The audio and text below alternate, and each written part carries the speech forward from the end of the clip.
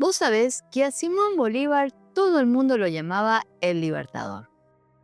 Pero la verdad es que cuando rascas un poquito, solo un poquito, su historia empieza a parecerse menos a la de un héroe perfecto y más a la de un líder amado y odiado al mismo tiempo. Porque sí, liberó a medio continente, pero también acumuló enemigos internos. Tomó decisiones que hoy serían un escándalo y estuvo a un paso de volverse el político más polémico de América Latina.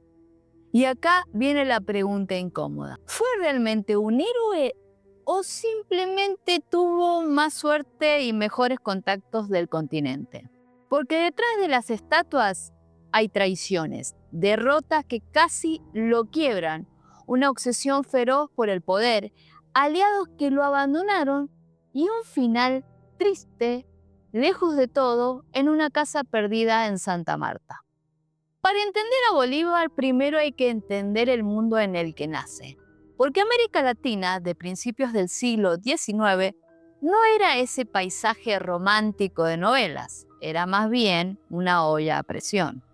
Territorios enormes controlados por imperios que quedaban a miles de kilómetros. Una sociedad dividida como una torre de panqueques. Arriba los peninsulares, un poquito más abajo los criollos y después mestizos, indígenas, afrodescendientes y en el fondo el peso de la esclavitud sosteniendo todo.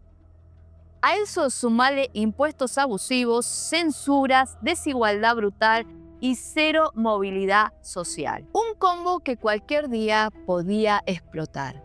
Y ahí, en medio de esa estructura rígida, nace Simón Bolívar en 1783. Pero él no nace desde abajo luchando contra la corriente, para nada. Nace en una de las familias más ricas de Caracas. Una hacienda, esclavos, influencia y un apellido que abría puertas como llave maestra. De chico, queda huérfano temprano. Sí, pero eso no significa pobreza. Lo educan tutores privados, lo mandan a Europa a terminar de pulirlo. Y ahí empieza el verdadero cambio. Porque mientras América era un horno colonial, Europa estaba en llamas de otra manera. Ideas liberales, discusiones sobre derechos, revoluciones, Napoleón, repúblicas, monarquías, cayéndose a pedazos. Un caos hermoso que a él le vuela la cabeza. Un joven Bolívar caminando por París, escuchando discursos sobre libertad, igualdad, soberanía, mientras comparaba todo eso con la realidad opresiva de su tierra. Es como si hubiera visto el futuro y dijera, Che, ¿y si hacemos esto allá? y en ese contraste, ese choque entre el mundo viejo y el mundo que estaban haciendo, es el que empieza a convertir a Bolívar en algo más que un criollo rico con tiempo libre. Ahora sí, entramos en la etapa más explosiva de Bolívar. Cuando era joven, idealista y cabezudo como él solo, porque vos sabés cómo son los pibes, cuando recién descubren una idea que les cambia la vida. No duermen, no paran y quieren hacerlo todo ya. Bueno, eso era Bolívar después de Europa. Hay un momento clave, casi cinematográfico, el famoso juramento del Monte Sacro. Imagínate la escena, Roma en 1805. Bolívar, con toda esa intensidad juvenil, subiendo al monte, mirando la ciudad eterna y diciendo: No daré descanso a mi brazo, ni reposo a mi alma, hasta romper las cadenas que oprimen a mi patria. Ni Marvel escribe promesas así. Pero claro, una cosa es prometer libertad y otra muy distinta es conseguirla. Porque sus primeras batallas fueron un desastre.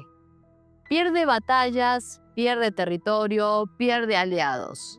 Hasta pierde la paciencia de todo el mundo. Y si hubiera sido otro, capaz se volvía a su hacienda, se servía un chocolate caliente y... Bueno, intenté cambiar el mundo, salió mal. ¿Qué le vamos a hacer? Pero no. Bolívar era ese tipo que si algo le sale mal, vuelve, insiste, prueba de nuevo, aunque todos alrededor le digan que ya está, que afloje. Ese pibe que pierde 1000 veces, pero vuelve porque le dijeron que no podía. Y es en esa etapa, en esa mezcla de fracaso, promesas épicas y pura obstinación, donde empieza a moldearse el líder. No por sus victorias, sino por la forma que sobrevivió a sus derrotas. Porque aunque nadie lo crea, el Libertador, antes de liberar, fue un profesional del fracaso, que no aceptaba rendirse. Hasta acá vimos al Bolívar terco, idealista, soñador. Pero ahora aparece otro Bolívar, el estratega, el tipo que empieza a mover fichas como si estuviera jugando en ajedrez en 3 tableros al mismo tiempo. Porque la independencia no se gana solo con discursos épicos, no. Se gana con plata, barcos, soldados y sobre todo alianzas inteligentes. Y Bolívar las consigue. Se acerca a los criollos poderosos, esos que tenían tierras, armas y contactos. Negocia apoyo con Inglaterra, que veía la independencia una oportunidad comercial enorme. Y después, la más simbólica y la más humana, el apoyo de Haití, la primera república negra libre del mundo, que le dice: Te ayudamos, pero promete abolir la esclavitud. y eso lo marca para siempre. Con esos apoyos y con una convicción que ya ni el viento frenaba, llega a uno de los momentos más cinematográficos de su vida, la campaña Admirable. Un avance imparable que termina con Bolívar entrando a Caracas como un héroe renacido, mientras la gente lo aclama y él piensa: Ahora sí, esto es posible. pero, porque siempre hay un pero, esta etapa también tiene su lado oscuro, la guerra a muerte. Una guerra brutal, sin filtro, donde ambos bandos, patriotas y realistas, cometieron excesos que hoy horrorizarían a cualquiera. No hay forma suave de decirlo. Fue violencia pura, sin pausas, sin reglas, sin piedad. Y Bolívar estuvo ahí tomando decisiones durísimas que todavía levantan debate. Cuando crees que ya lo viste todo, aparece uno de los hechos más locos de la historia militar latinoamericana: el cruce de los Andes. No, no el de San Martín, el de Bolívar. Miles de hombres atravesaron montañas heladas, barro, lluvia, caminos imposibles, sin equipamiento moderno, sin ropa térmica, sin nada. Un movimiento que sobre el papel parecía una locura suicida y que termina siendo una jugada tan arriesgada como brillante. Y ahí es cuando Bolívar se vuelve inevitable. Ya no es el joven terco, ya no es el idealista, ahora es un líder que sabe negociar, sabe golpear y sabe que la libertad de un continente entero depende de cada una de sus decisiones. Bueno, ahora sí, hablemos de los logros, porque más allá de las polémicas, hay un punto donde la historia te obliga a frenar y decir: che, este tipo hizo cosas que ningún otro humano hizo en este continente. Primero lo obvio, pero gigantesco: la independencia de Venezuela, Colombia, Ecuador, Perú y Bolivia. 5 países, sí, 5. ¿Sabes lo que significa eso? Es como si hoy una sola persona coordinaría la liberación de la mitad de Sudamérica con ejércitos que se desarmaban cada 2 semanas y recursos que no alcanzaban ni para pagar uniformes. Y no fue casual. Bolívar tenía una idea mucho más grande que ganar batallas. Él soñaba con una sola nación, una América Latina unida, fuerte, enorme y capaz de plantarse frente a cualquier imperio. La famosa Gran Colombia fue su intento. Un intento adelantado 100 años a su tiempo. Una locura hermosa que por un ratito pareció posible. Pero además de liberar territorios, también buscó transformar el sistema desde adentro. Promovió el fin del privilegio colonial, impulsó leyes para modernizar la administración y se obsesionó literalmente con crear instituciones, tribunales, constituciones y congresos. Y algo que mucha gente no sabe, tenía una idea casi romántica sobre la educación. Para él, sin educación no había libertad real.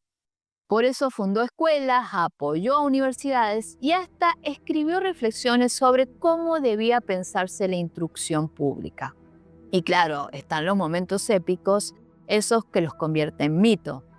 Batallas imposibles que gana, territorios inmensos recorridos a caballo, discursos que se sienten como si estuviera escrito para inspirar a generaciones enteras. Escenas donde parece más un personaje de película que un humano real. Es ahí donde mucha gente lo mira y dice, Sí, este tipo fue un héroe.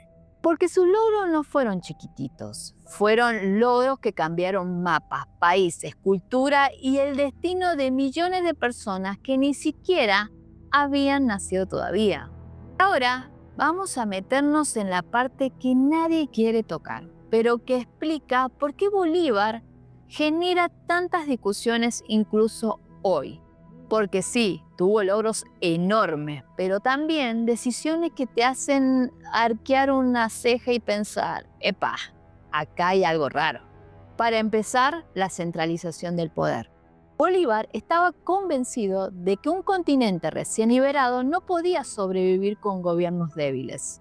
Su solución, un liderazgo fuerte, muy fuerte, tan fuerte que a veces parecía que la libertad que defendía estaba bajo llave, en su propio escritorio. Ahí llega el momento más cuestionado, el intento de presidencia vitalicia en Bolivia. Sí, tal cual suena. Una constitución que él mismo redacta, donde la presidencia se elige de por vida.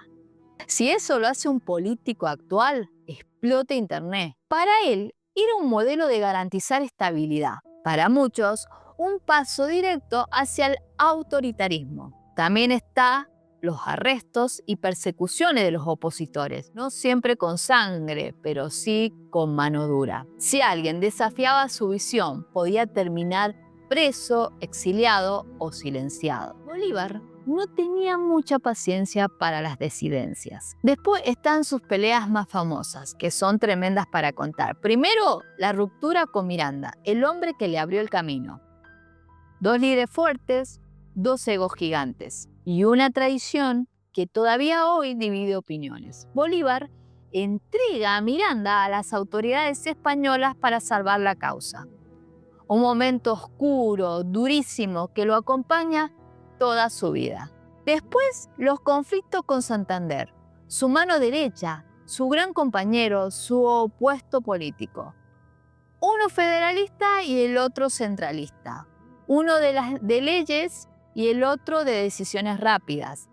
Chocaban como dos trenes, hasta terminar en una ruptura tan fuerte que casi define la caída de la Gran Colombia. Y en el medio de ese cansancio y esa montaña de problemas aparece una de sus frases más humanas y desgarradoras. He mandado 20 años y solo he logrado una certeza, que América es ingobernable. Cuando un tipo que liberó medio continente y dice eso, es porque está quemado hasta el alma. Bolívar es ese amigo que ayuda un montón, pero cuando se enoja, agárrate. Porque podía ser generoso, brillante y valiente, pero también terco, dominante y explosivo. Y es en esa combinación de luces y sombras donde aparece el Bolívar real. No el de bronce, no el de los billetes, el humano, con virtudes enormes y sombras igual de grandes. Y ahora viene el golpe emocional, porque si uno mira los logros de Bolívar, esperaría un final glorioso. Su final es exactamente lo opuesto. Después de décadas de guerras, traiciones y decisiones que explotaron en la cara, Bolívar empieza a caer en una espiral de enfermedad, exilio político y tristeza profunda. La tuberculosis lo consume, sí, pero también lo mata la desilusión. El continente que liberó se está desarmando frente a sus ojos, sus aliados se vuelven enemigos. La Gran Colombia se rompe, los caudillos aparecen, los políticos lo rechazan y mucha gente lo empieza a ver como un obstáculo en vez de un héroe. Cansado, agotado hasta los huesos, Bolívar hace algo que nadie esperaba. Renuncia al poder. No porque ya no lo quisiera, sino porque ya no podía más. Imagínate el peso emocional de dejar lo que construiste porque el propio pueblo te lo discute. Decide irse. Literalmente se marcha del país, que él mismo había liberado. Un exilio silencioso, sin honores, sin nada. Solo un grupo pequeño de fieles que lo acompañan. Y mientras viaja hacia la costa, ya derrotado, deja una frase que rompe el corazón. Si mi muerte contribuye a que cesen los partidos, bajaré tranquilo al sepulcro. Esa frase es de alguien pidiendo paz después de una vida entera luchando. Finalmente llega a Santa Marta, en Colombia, donde pasa sus últimos días en la quinta de San Pedro Alejandrino. Ahí muere, en 1830, sin gloria, sin dinero, sin patria que lo reclame, sin haber visto un solo pedacito del sueño que construyó hecho realidad. Y esa es la imagen más fuerte de toda su vida, el héroe gigantesco muriendo solo, enfermo, triste, con un continente dividido. Entonces, ¿qué fue? La respuesta más honesta y es también la más humana fue las dos cosas.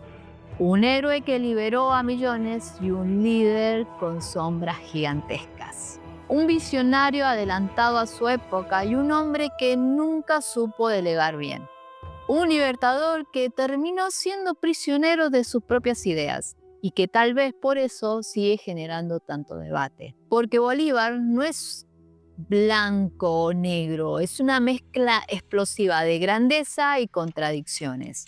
Y ahí es donde se vuelve inmortal. Después de viajar por la vida de Bolívar, me queda una sensación extraña. Porque capaz Bolívar no fue solo un héroe, capaz tampoco fue solo un libertador. Fueron las dos cosas al mismo tiempo. Un tipo brillante, testarudo, apasionado y profundamente imperfecto. Los héroes reales no son estatuas, son personas que se equivocan, que rompen cosas, que a veces lastiman, pero que igual dejan una huella gigante. Y sí, Bolívar tuvo sombras enormes, pero también cargó con un sueño que ningún otro se animó a soñar. Y así termina este capítulo. Un héroe, un libertador, o simplemente un humano más intentando cambiar el mundo con todo lo que tenía. La pregunta queda abierta. ¿Y vos? ¿Con qué versión te quedás? ¿Lo admirás más o lo entendés menos?